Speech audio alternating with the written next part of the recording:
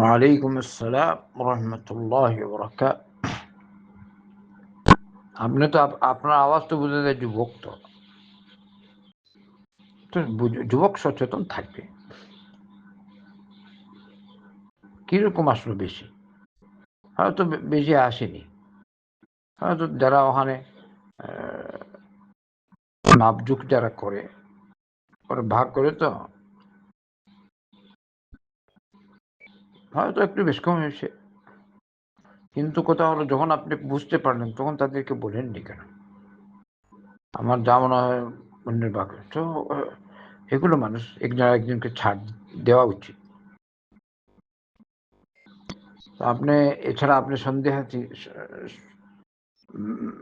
মানে আপনার সন্দেহ ছিল, এটা তো আর একদম নিশ্চিত না মনে হয়। আর এগুলো এখানে মনে হয় একটু ছাড় হবেই।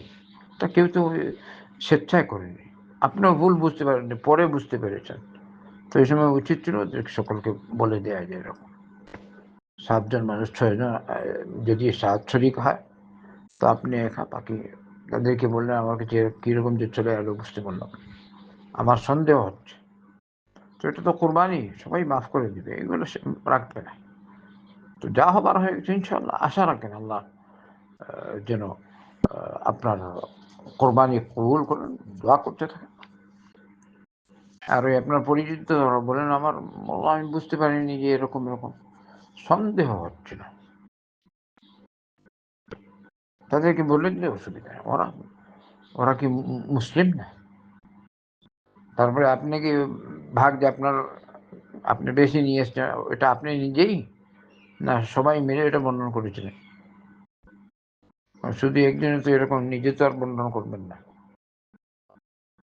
আমার আমরা ইনশাল্লাহ খায়ের, আল্লাহ হেফাজত করুক। আল্লাহ আপনার এই কোরবানি যেহেতু এখলাস আছে, সন্দেহ আছে, এটা বাদ দিন, সন্দেহ বাদ দিন, আল্লাহ কবুল করবেন ইনশাআল্লাহ। ওই ভাগ বাটুরা করতে একটু একটু বেশ কম হয়, কিন্তু স্বেচ্ছায় করা যায় না।